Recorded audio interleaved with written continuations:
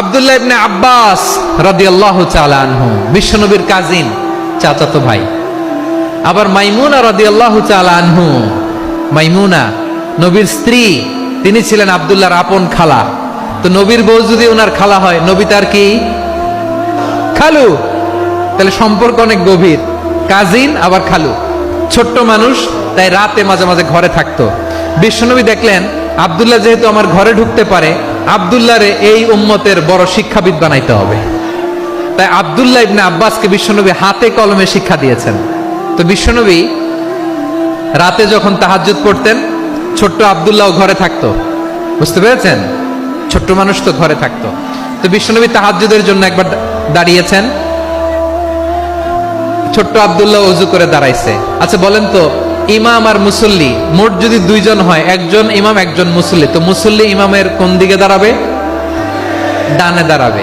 ছোট্ট আব্দুল্লাহ বুঝে নাই, বিশ্বনবী তাহাজ্জুদ শুরু করেছেন, উনি একতেদা করছেন আর দাঁড়াইছেন বায়ে। কোথায় দাঁড়িয়েছেন?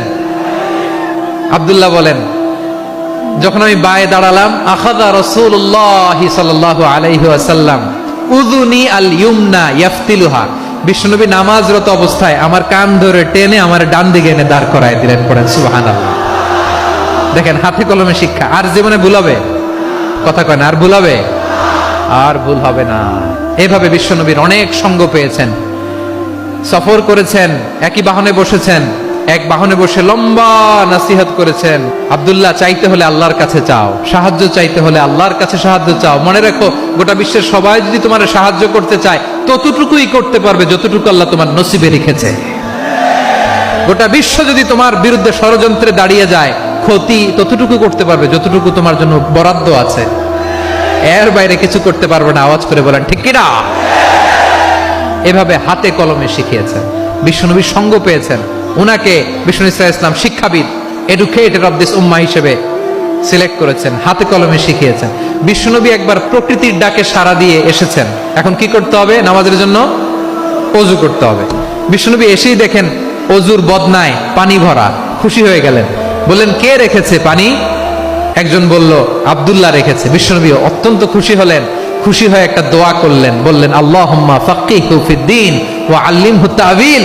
আল্লাহ, তুমি আব্দুল্লাহকে দ্বীনের বুঝ দিও আর কোরআনের তাফসীর শিক্ষা দিও।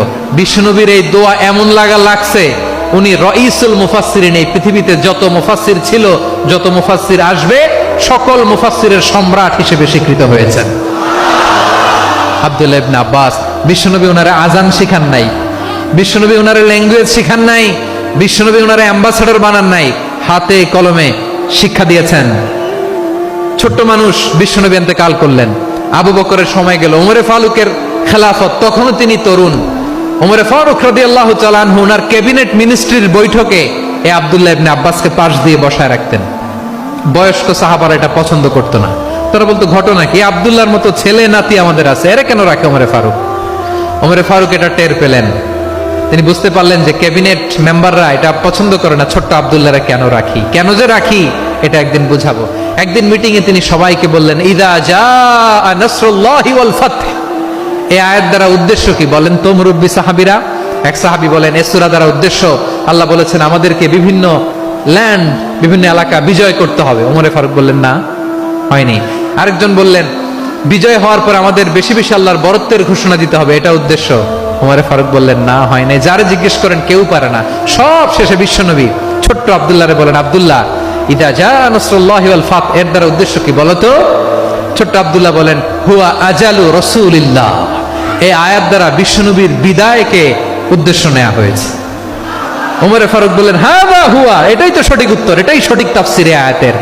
কারণ ইদা জা নাসরুল্লাহি ওয়াল ফাতহ, যখন আল্লাহর সাহায্য আর বিজয় আসবে, ওয়ারাআইতান নাসা ইয়াদখুলুনা ফি দীনিল্লাহি আফওয়াজা, আপনি দেখবেন দলে দলে, ঢলে ঢলে, বানের পানির মতো মানুষ ইসলামের দিকে ঢুকতেছে।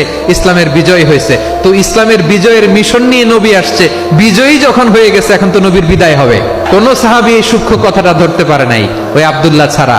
আব্দুল্লাহ যখন উত্তর দিছে, সব সাহাবীদের টনক নড়েছে। এরপর থেকে কোনো ক্যাবিনেট মিটিং এ আর কোন সাহাবারা কোনো প্রশ্ন করে নাই। আওয়াজ করে পড়েন সুবহানাল্লাহ। বিশ্বনবী আব্দুল্লাহ ইবনে আব্বাসকে দ্য এডুকেটর অফ দ্য উম্মাহ, উম্মার শিক্ষাবিদ হিসেবে গ্রহণ করেছেন। আওয়াজ করে পড়তে হবে আল্লাহু আকবার।